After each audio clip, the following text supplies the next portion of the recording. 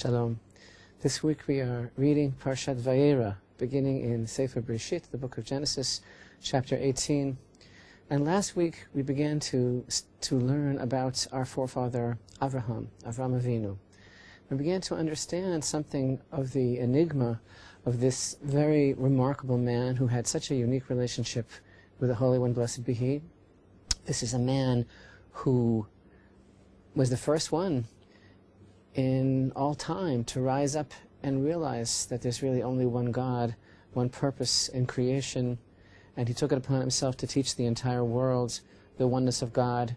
He even got thrown into a fiery furnace and lived to tell about it as a punishment for his belief. And this week in Parashat Vayera, we're beginning to learn about Yitzchak, the next chain, the next link in the chain of the Jewish people. Yitzchak was the wonder boy. He was born to Avraham and Sarah. Avraham was 100 years old. Sarah had already long since ceased to be capable of having a child. Indeed, there are opinions expressed by the Midrash that she never could have had a child physically, biologically in the first place. So God altered all of nature, all of creation in order to give a child to Avraham and Sarah, Yitzchak. And Yitzchak is indeed the wonder boy, and his very name seems to convey the idea of some sort of cosmic wrinkle, some sort of cosmic twist, something that is totally out of place.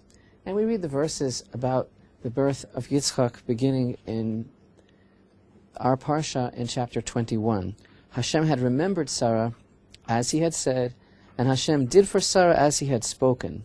Sarah conceived and bore a son unto Avraham in his old age, at the appointed time which God had spoken. Avraham called the name of his son who was born to him, whom Sarah had borne him, Yitzchak. Avraham circumcised his son Yitzchak at the age of 8 days, as God had commanded him.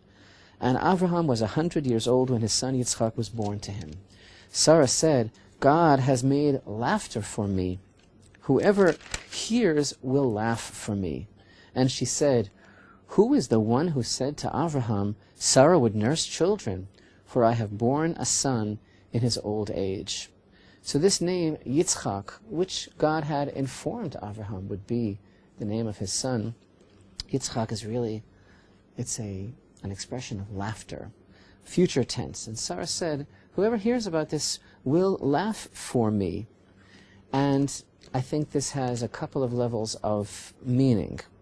The first thing, as I mentioned, is maybe the utter improbability of it all, of the very existence of Yitzchak in the first place.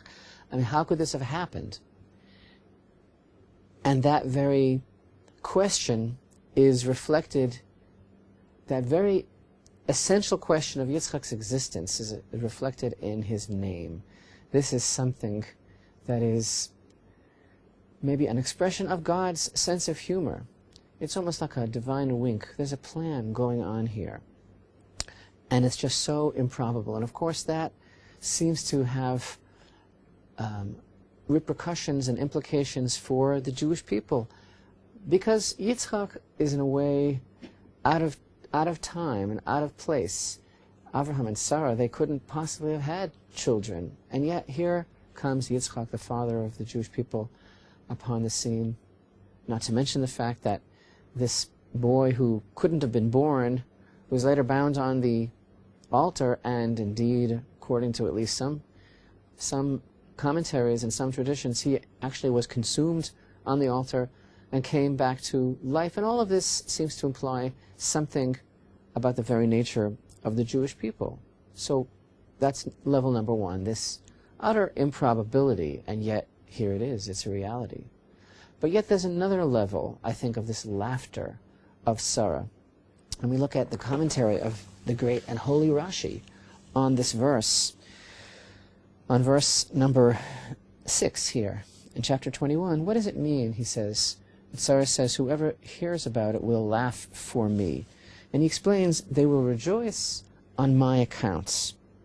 And Rashi cites the Midrash that mentions that on that very day that Yitzchak was born, many barren women delivered children.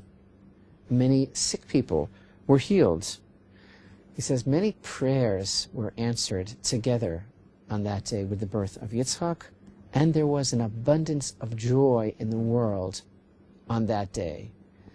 And this, he says, citing the Midrash, is another level of understanding the joy associated with the name Yitzchak. So, according to this Midrashic understanding, it's not just a question of the whimsical laughter aspect of Yitzchak, but Yitzchak himself, there was something about him, he brought with him an abundance of joy for the whole world. It wasn't only Sarah who delivered Yitzchak, but that very day, all the barren women delivered children, all the sick people were healed, all the prayers were answered. There was an abundance of joy in the world. It came with Yitzchak. No wonder she said, whoever hears about this will laugh on my account.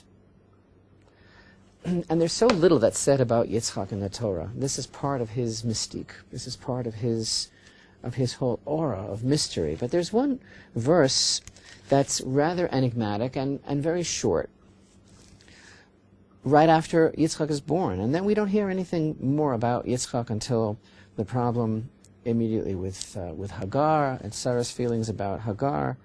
But we find here in chapter 21, in verse 8, find this verse. The child grew and was weaned. Abraham made a great feast on the day Isaac was weaned. That's it. Yitzchak grew and was weaned, and on the day that Yitzchak was weaned, Abraham made a great celebration, a great feast, to mark the weaning of Yitzchak. And the same Rashi asks, what was so great about that feast that the verse actually testifies and tells us it was a great feast? He says that the great people of the generation, the leaders of the generation, Shem and Ever and Avimelech, they were all there at that feast. There's a very unusual midrash, though, that gives us a little bit of a background and a little bit of a flavor and a feeling of that mysterious feast and what this verse really represents. And I think that it sheds a light on this whole aura of who Yitzchak was, what this joy is all about. Where does he fit in the world? We already know he doesn't really have a place in this world. He's kind of doesn't fit in. And that's part of the laughter. We ever heard of a barren couple so advanced in age having a child? But the Midrash tells us something amazing.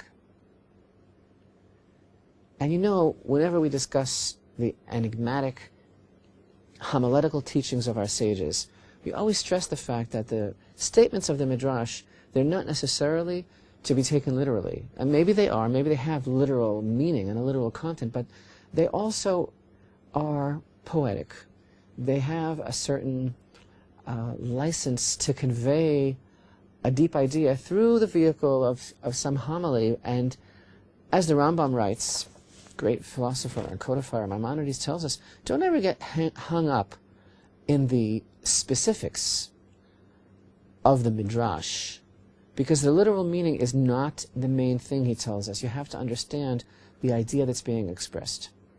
So here you have this amazing idea. The Midrash says, you know, when Avraham and Sarah had Yitzchak, there were a lot of people in denial.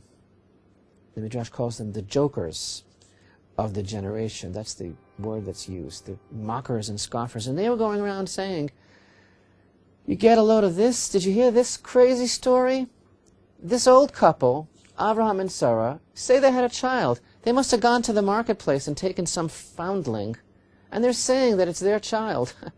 That's what they were saying. There's a big rumor going around in the press. It was all over the place. Everybody was saying, what nerve, what a joke. Get it? Yitzchak. They were saying, did you hear the joke? Abraham and Sarah are saying that they had a child, but they just picked up some baby somewhere and they're saying that it's theirs. So the Midrash says, at this feast that the verse is alluding to here so cryptically, everybody brought their babies with them.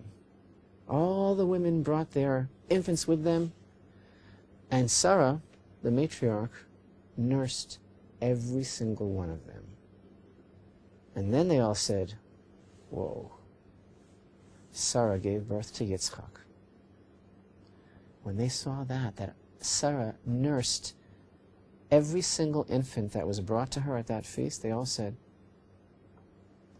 this is the real thing. Abraham and Sarah gave birth to Yitzchak. Now, what is this all about? What is this story really telling us?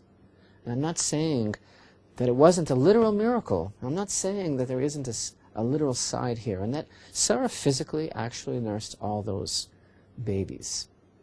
But that isn't the point at all of what the Midrash is teaching us, because nursing is the symbol of nourishment, and of spiritual nourishment, and of sustenance.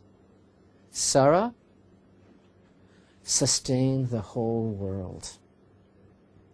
Abraham and Sarah gave birth to monotheism. They gave birth to a path in this world of realizing the purpose of creation. There's only one God and nothing else matters.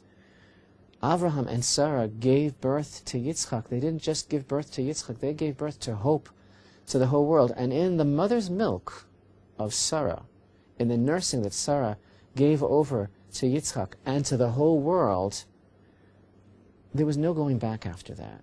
You could no longer be in denial. So here's the interesting thing. I mean, today also, everyone is in denial. Either they're blaming Israel for everything, or they're denying the importance or the significance of Israel. And this is nothing new. And it's exactly what this Midrash is teaching us. Abraham and Sarah gave birth to Yitzchak. There we were at the very beginning, before there was the United Nations and all the other forums and bodies and blogs and every other apparatus and vehicle and channel and media that's used to deny Israel. There we were at the very beginning. It already started. They said, nah, Abraham and Sarah, they didn't have a child. They brought some kid and they're saying that it's theirs. And then Sarah nursed every single infant. And then they said, it's true. Yitzchak is the son of Sarah. What does that mean? There could be no more denial, because Sarah gave over, and Abraham gave over to the world the spiritual hope, the spiritual nourishment, literally in the mother's milk of the one God. And that's exactly the significance of that Rashi that we learned. This joy that came into the world, the abundance of joy, all the prayers that were answered, all the babies that were born, all the sick people that were healed. This is what Yitzchak brings to the world. The knowledge, the reality, the joy reflected in his very name of the fact that there is only one God. And as soon as you know that and you don't deny it anymore, you've got to act upon it. That's a life's work. And so people can try to deny it, just like they try to deny Israel today, and everything that Israel signifies and represents and everything that it means. That started a long time ago, at the very birth of Yitzchak. But the fact is, can't really be denied, because this is exactly what Sarah gave over to all of those babies. She gave over to the whole world the spiritual nourishments of the reality of the one God.